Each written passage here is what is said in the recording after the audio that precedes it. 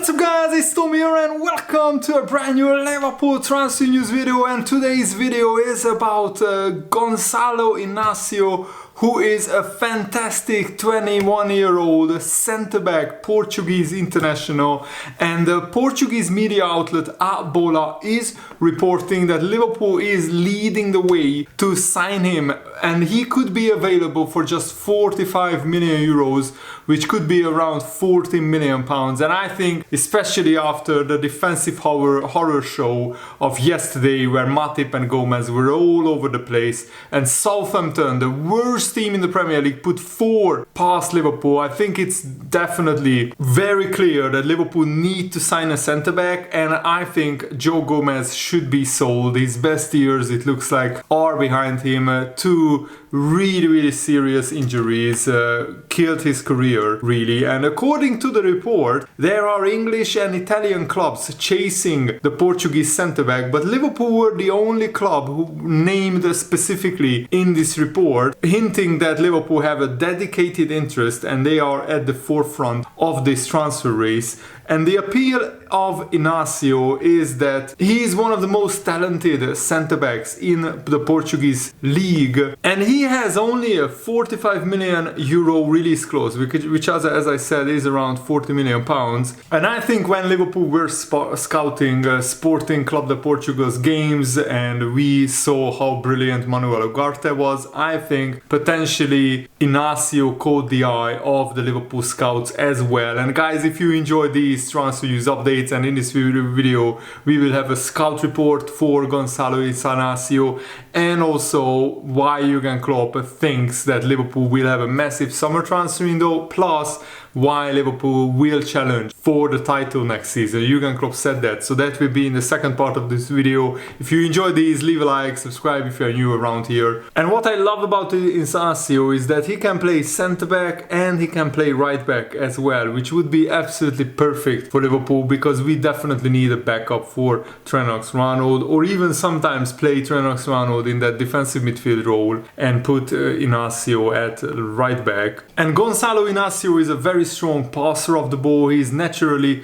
left-footed and quite mobile, and it has been a busy campaign for him. His contract is running until 2026, but with that 45 million euro release clause, it's not too high a transfer fee, and his wages are 200,000 euro per year, which won't be any problem for Liverpool to improve on, because I mean, Virgil van Dijk and Salah and likes earn more wages in a week than Inacio earns in a year. And Inacio attempted 89 passes per 90 minutes, and his pass completion rate is 89.3%, which stands out even in the Portuguese league. My biggest worry looking at his stats is that he only has his aerial duel success rate at 60% or just below 60%, which is not what you want for a towering commanding centre-back. He is 185 centimeters tall, and he can play centre-back, right back,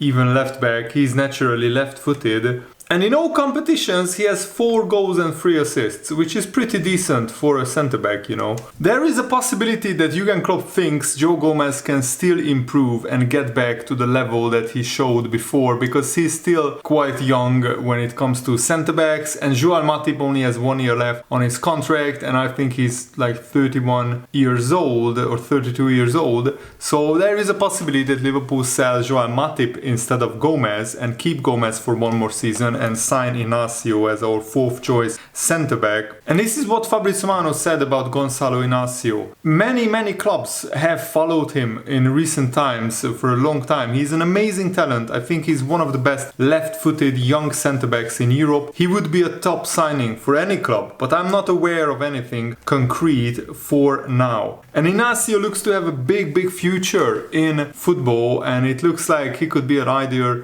long-term replacement for either Joao Matip or Joe Gomez, and Liverpool could perhaps also do well to start thinking about a successor to Virgil van Dijk. Inacio plays on the left side of the centre-back partnership, and Virgil van Dijk is that player who plays there at the moment. And Sporting are prepared to sell a number of their big players this summer, because that's their whole club model: buy young players, developing them, nurturing them, and when they are ready for the big time, then they will sell them on for a massive profit. But also, yes, they would want his release clause to be paid, but they are open to bonuses and also to not be paid in full his release clause. So 40 million pounds is his release clause, but if Liverpool pay 30 million plus bonuses and we pay that in like 2 or 3 installments, then Sporting would be happy with that, as long as they get very close to the full amount by the end of Inacio's contract. I mean, Liverpool conceded 47 goals in 38 games, which is really, really poor. I mean, Newcastle and Man City had the best defense with 33 goals conceded. And I mean, even Arsenal, Man United, Aston Villa, Brentford conceded less amount of goals than Liverpool. That is not good enough. I mean, Aston Villa and Brentford have a fraction of the budget of Liverpool, and they conceded less amount of goals. We conceded the same amount of goals as Chelsea, which is, Chelsea had a shockingly bad season, and Liverpool defensively had a shockingly bad season as well. And among the leagues below the top 5 leagues, Inacio ranks among the top 1% of centre-backs across the next 8 divisions for shot creating actions, the top 1% for rate of assists, top 8% for pass completion, top 1% for progressive passes, and the top 2% for progressive carries per 90 minutes. So he's definitely one of the biggest talents when it comes to centre-back and when it comes to, the more obscure leagues and not the top 5 leagues in European football. And Jurgen Klopp said that Liverpool are in for a busy summer transfer window, and also that Liverpool will be title contenders next season. Jurgen Klopp said after the Southampton game, there were moments during the season when you thought the season will be 4 years long. Thank God for the last 11 games, that helped massively, gave us a real boost, gave us a perspective, gave us a basis for what we have to do. That it didn't turn into the best ever season. We see that, we know that, we are very disappointed about the fact that we didn't make it into the top 4. But there are moments when you have to admit there were 4 teams that were better than us. That's the truth. We played a bad season, we come 5th, that is a message as well. Imagine we were our normal self, which will be again next season, and we'll be a contender again. That's how it is. The last 11 games helped us to realize that again. That's the kind of rallying cry that I want to see from Jurgen Klopp, that Liverpool will be Premier League title contenders, or at least top 4 contenders next season. We need to build a squad good enough to challenge Man City for the title. It's not enough to just finish in the top 4. Liverpool need to get back into the mindset that we have to win every game. We have to build a squad good enough to win every game in the Premier League. And Jurgen Klopp said that we were 2-0 up against Southampton, and these Southampton players want to pay back to these people, the fans, and we let them. We just opened the door for a really talented offensive team with the speed they have. I can make a list of things we weren't, and that led to the counterattacks that they had. Then it's 2-2 and then 4-2 to Southampton, and then we started doing the right things again. I think we could have scored a 5th and a 6th goal. Top start, outstanding finish, but in between it was just silly. And that's kind of Liverpool's season in a nutshell. We didn't start well in the Premier League. We had a good period in the middle, then we were shocking again, went out of the Champions League, the League Cup, the FA Cup, and then we finished well. Just like this Southampton-Liverpool game in a nutshell. And Jurgen Klopp said, thank God this season is over. I thought in November or December it would never end. I feel massively ready for next season though. If we are more ourselves, we will be higher up the table. It's not about what other teams are doing. When we start playing football in the right way, then we are a really good team. If anyone wants to talk about our team over the next 6 weeks, then I will be not hearing it. A crazy game this was against Southampton, a bit too crazy for my tastes, to be honest. Being 4-2 down and coming back like we did, I liked a lot. Last match day, a lot of people might have thought, that's it now, but the boys were really in it. 4-4 8 goals. For the people, it was really entertaining. I enjoyed it so much. Probably not the middle part, but the first and the last part of the game was really awesome. And also Alexis Mac Allister was crying after Brighton's game because he's leaving Brighton, and the manager De Zerbi pretty much confirmed the fact that Mac Allister is leaving, and he's very close to agreeing transfer to Liverpool. It should be announced in 1 or 2 weeks time, and I will keep you guys updated for sure on that front. Liverpool have offered a 5-year contract to Mac Allister worth around £100,000 per week, which is like 3 times as much as his current contract at Brighton. And also Liverpool will have an option to extend Mac Allister's contract with another year, with a further 12 months, and I think that's very good, because if Alexis Mac Allister has an absolutely amazing first 2 or 3 seasons, then we can extend his contract by another year.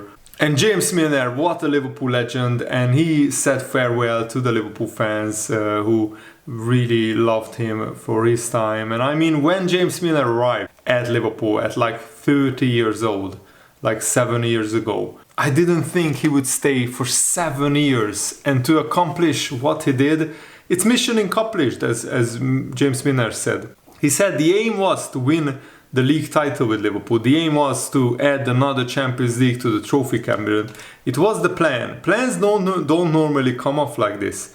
It is a mission accomplished, if you like, in the time. This team is a special team with a special manager, amazing group of staff, unbelievable stadium, great training ground, and some fantastic young players as well. It's the end of my story here, and the end of this era for Liverpool, but I'm sure isn't ended, and there are going to be lots of trophies to come for this special group of players. I mean, 332 games for James Milner. His journey at Liverpool has been nothing short of fantastic, and I mean, before he signed for Liverpool, James Milner was remembered for his time at Leeds United, for his time at Aston Villa, for his time at Man City. But now, even if he retires in 1, 2, 3 seasons, James Milner will be forever remembered for his time at Liverpool, because that's where he spent most of his career. That's where he won most of his trophies. And James Milner has an absolutely amazing trophy cabinet, by the way. He won the Premier League twice with Man City, once with Liverpool. So he has 3 Premier League titles. He has 2 FA Cups, one with Man City,